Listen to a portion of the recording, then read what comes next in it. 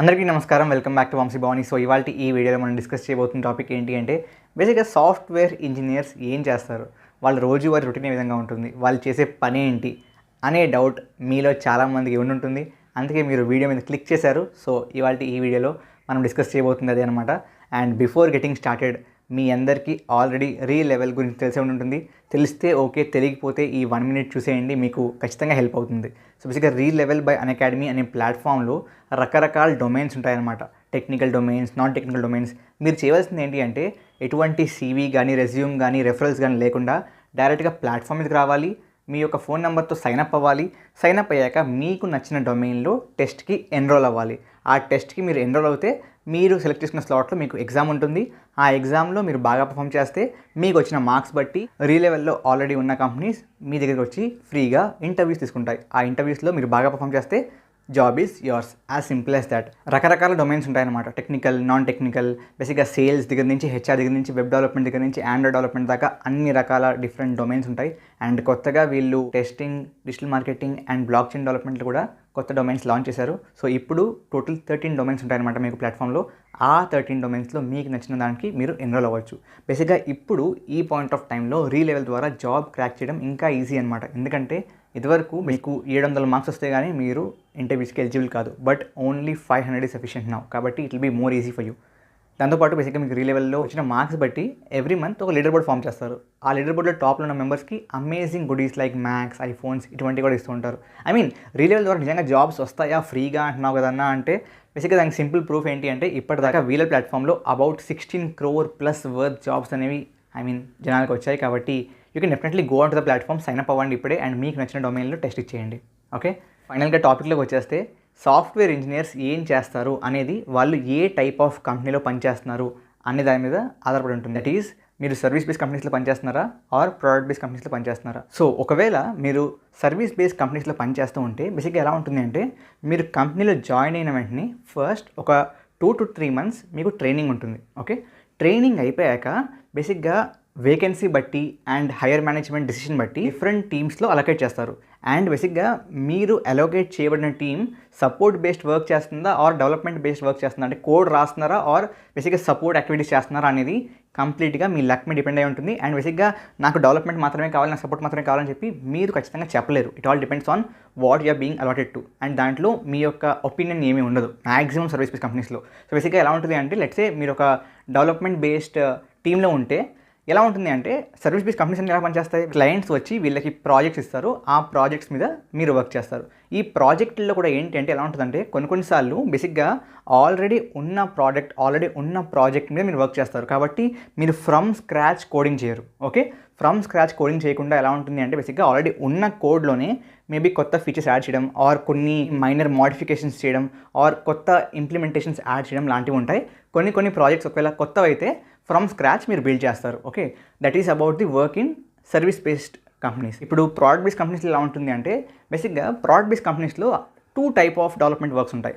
ఒకటేమో internal tools మీద, ఒకటేమో కస్టమర్ ఫేసింగ్ టూల్స్ మీద. అంటే take any product based company, let's say we take Google. So బేసిక్గా గూగుల్లో customer facing tools are products ఏంటి, Google search, Google maps, Gmail, ఇవన్నీ ఏంటి కస్టమర్ ఫేసింగ్. సో కొన్ని టీమ్స్ డైరెక్ట్గా ఈ కస్టమర్ ఫేసింగ్ ప్రోడక్ట్స్ మీద వర్క్ చేస్తూ ఉంటాయి అండ్ మెజారిటీ బేసిక్గా ఇంటర్నల్ టూల్స్ మీద వర్క్ చేస్తూ ఉంటాయి. బేసిక్గా మనకి తెలియనివి గూగుల్ ఆర్గనైజేషన్లో ఇంటర్నల్గా బోల్డ్ అండ్ టూల్స్ ఉంటాయి. సో ఆ టూల్స్ మీద వర్క్ చేసేది కొన్ని టీమ్స్. బేసిక్గా ఏ టీంలో మీరు వర్క్ చేసినా మోర్ ఆర్ లెస్ మీరు గూగుల్ ఆర్ ఆ యొక్క స్పెసిఫిక్ కంపెనీ యొక్క ప్రోడక్ట్స్ మీదనే వర్క్ చేస్తారు, not on the external products. ఇంకొక ఇంపార్టెంట్ విషయం ఏంటి అంటే ప్రోడక్ట్ బేస్డ్ కంపెనీస్లో బేసిక్గా మీరు ఏ టైప్ ఆఫ్ వర్క్ చేద్దాం అనుకుంటున్నారు అనేది మీ చేతిలో ఉంటుంది. You have a opinion. Okay, so మీరు దేని మీద వర్క్ చేద్దాం అనుకుంటున్నారో దాని మీదే వర్క్ చేస్తారు. బేసిక్గా ఇప్పుడు రెండింటిని కలిపేద్దాం, service based and product based. 2 typesలోనూ కూడా మీరు ఏదో ఒక టైప్ ఆఫ్ ప్రాజెక్ట్ మీద వర్క్ చేస్తున్నారు. సో ఈ ప్రాజెక్ట్లో ఎలా వర్క్ చేస్తారు, బేసిక్గా ఏ ప్రాజెక్ట్ అయినా సరే ఖచ్చితంగా 1 dayలో అయిపోదు కదా, it will take a lot of time. So ప్రతి ప్రాజెక్ట్కి ఒక డ్యూరేషన్ ఉంటుంది. సో ఆ డ్యూరేషన్లో మీరేం చేస్తారంటే స్ప్లిట్ చేస్తారనమాట. సో మేబీ ఫస్ట్ 2 వీక్స్లో ఇంత పని చేయొచ్చు, సెకండ్ 2 వీక్స్లో ఇంత పని చేయొచ్చు, థర్డ్ 2 వీక్స్లో ఇంత పని చేయొచ్చు అనే విధంగా. సో బేసిక్గా ఈ 2 వీక్స్ డ్యూరేషన్ని స్ప్రింట్ అంటారు. ఏమంటారు? స్ప్రింట్. సో బేసిక్గా సాఫ్ట్వేర్ డెవలప్మెంట్లో వర్క్ ఎలా జరుగుతుంది అంటే ఇన్ టర్మ్స్ ఆఫ్ స్ప్రింట్. బేసిక్గా ప్రతి 2 వీక్స్ పీరియడ్ని ఒక స్ప్రింట్ అంటారు. అండ్ ఈ స్ప్రింట్లో మనం ఇది పని చేయాలి, మనం ఇది ఫామ్ చేయాలి అనేది టీమ్ మెంబర్స్ అండ్ మేనేజర్ కలిపి డిసైడ్ అవుతారు. సో ఆ 2 వీక్స్లో దాని మీదనే వర్క్ చేస్తారు. ఓకే, సో బేసిక్గా that is how work happens. So మీరు ప్రతిరోజు కోడ్ చేస్తారా అంటే ఇట్ డిపెండ్స్. సో సాఫ్ట్వేర్ ఇంజనీరింగ్లో రోజు హెక్టిక్ కోడ్ చేయాల్సి ఉంటుందా అంటే కొన్నిసార్లు డెడ్ లైన్ దగ్గర వస్తే obviously there'll be lot of work, కొన్నిసార్లు there'll be minimum work also. So it all depends on the team and the project మరియు డెడ్ లైన్. ఓకే, సో దాని మీద డిపెండ్ అవుతుంది. అండ్ కమింగ్ టు బేసిక్గా working hours ఎలా ఉంటాయి అంటే బేసిక్గా సర్వీస్ బేస్డ్ కంపెనీస్లో దిల్ బి 9 to 5 కంపల్సరీ ఇన్ని అవర్స్ వర్క్ చేయాలి, మీకు పని ఉన్నా లేకపోయినా అనే విధంగా ఉంటుంది. బట్ ప్రోడక్ట్ బేస్డ్ కంపెనీస్లో ఎలా అంటే మీకు ఇచ్చిన టాస్క్ మీరు చేయవలసిన పని మీరు కంప్లీట్ చేస్తే చాలు, ఫ్లెక్సిబుల్ వర్క్ ఉంటుంది. మీరు పొద్దున్న చేస్తారా, మధ్యాహ్నం చేస్తారా, సాయంత్రం చేస్తారా, అర్ధరాత్రి చేస్తారా, పని మీ ఇష్టం. ఓకే, డ్రెస్ కోడ్ గురించి మాట్లాడుకుంటే సర్వీస్ బేస్డ్ కంపెనీస్లో మ్యాక్సిమం సర్వీస్ బేస్డ్ కంపెనీస్లో డ్రెస్ కోడ్ ఉంటుంది. సో ఒక యూనిఫామ్లా ఉంటుంది. బట్ ప్రోడక్ట్ బేస్డ్ కంపెనీస్లో మ్యాక్సిమం వాటిల్లో ఎటువంటి డ్రెస్ కోడ్ ఉండదు.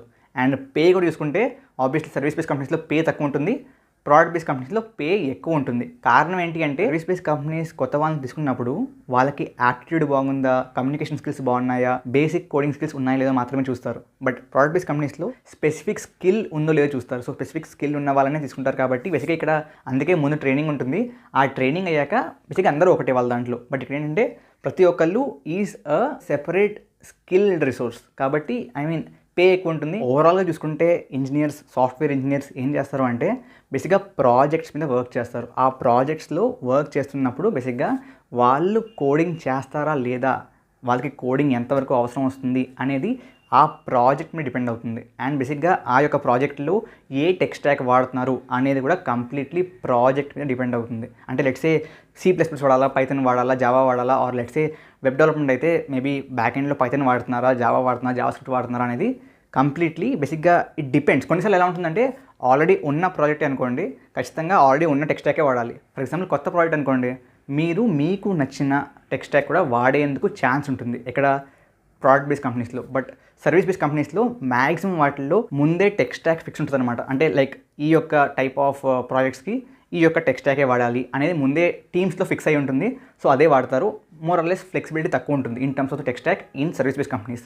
సో అన్న నువ్వు చెప్పేవన్నీ కూడా బేసిక్గా సర్వీస్ బేస్డ్ కంపెనీస్కి కొంచెం నెగిటివ్గా ఉంది అండ్ ప్రోడక్ట్ బేస్డ్ కంపెనీస్కి కొంచెం పాజిటివ్గా ఉంది అనుకుంటే నేను చెప్పే ఈ ఫైనల్ పాయింట్ బేసిక్గా మీకు సర్వీస్ బేస్డ్ కంపెనీస్కే పాజిటివ్గా ఉంటుంది. అదేంటి అంటే బేసిక్గా నేను చెప్పినట్లుగా ప్రోడక్ట్ బేస్డ్ కంపెనీస్లో వాళ్ళు పనిచేసే ప్రాజెక్ట్స్ అన్నీ కూడా వాళ్ళ సొంత కంపెనీ ప్రోడక్ట్సే. కాబట్టి లెట్స్ సే అమెజాన్ అనుకోండి, Amazon is a e-commerce platform or e-commerce kind of product based company. And AWS అనుకోండి, Amazon web services cloud based product based company. So బేసిక్గా ఇక్కడ ఏంటంటే డొమైన్ ఫిక్స్డ్. సో మీరు ఒక ప్రోడక్ట్ బేస్డ్ కంపెనీలో join అయ్యాక మీరు ఆ యొక్క డొమైన్లోనే పనిచేస్తారు. సో అర్థమైందా? ఒకసారి మీరు ఒక ప్రోడక్ట్ బేస్డ్ కంపెనీలో జాయిన్ అయ్యాక మీరు ఆ కంపెనీలో పనిచేస్తున్నంత వరకు మీరు పనిచేసే domain is fixed. Service based కంపెనీస్లో అలా కాదు. బేసిక్గా సర్వీస్ బేస్డ్ కంపెనీస్లో ఏంటి అంటే డొమైన్ ఏది ఫిక్స్ కాదు. బికాజ్ క్లయింట్ 1 వచ్చి ఫైనాన్షియల్ డొమైన్ ప్రాజెక్ట్ ఇవ్వచ్చు, క్లయింట్ 2 వచ్చి maybe data science based project ఇవ్వచ్చు, క్లయింట్ 3 వచ్చి మేబీ మెషిన్ లెర్నింగ్ ప్రాజెక్ట్ ఇవ్వచ్చు. సో బేసిక్గా number of domains covered in service based companies are more. కాబట్టి బేసిక్గా దాంట్లో డెవలప్మెంట్ టీమ్స్లో, ఎస్పెషల్లీ డెవలప్మెంట్ టీమ్స్లో పనిచేసే ఎంప్లాయీస్కి, పనిచేసే డెవలపర్స్కి ఎక్కువ ఎక్స్పోజర్ ఉంటుంది అండ్ వాళ్ళు ఎక్కువ నేర్చుకుంటారు. కారణం ఏంటి అంటే బేసిక్గా ప్రతి డొమైన్లో కూడా the expertise that is required is different. Machine learning డొమైన్లో డిఫరెంట్, డేటా సైన్స్ డొమైన్లో డిఫరెంట్ అండ్ కోర్ ఫైనాన్షియల్ డొమైన్లో డిఫరెంట్.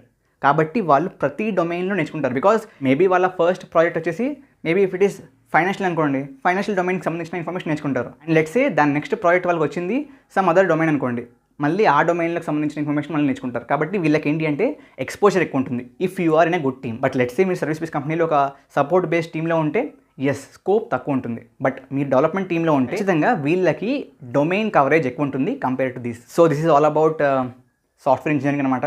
ఐ హోప్ మీకు ఎంత కొంత ఇన్సైట్స్ వచ్చాయనుకుంటున్నాను. ఖచ్చితంగా మీ ఫ్రెండ్స్ దగ్గర షేర్ చేయండి, వీడియోని లైక్ చేయండి. Thank you very much. జై హింద్, జై భారత్.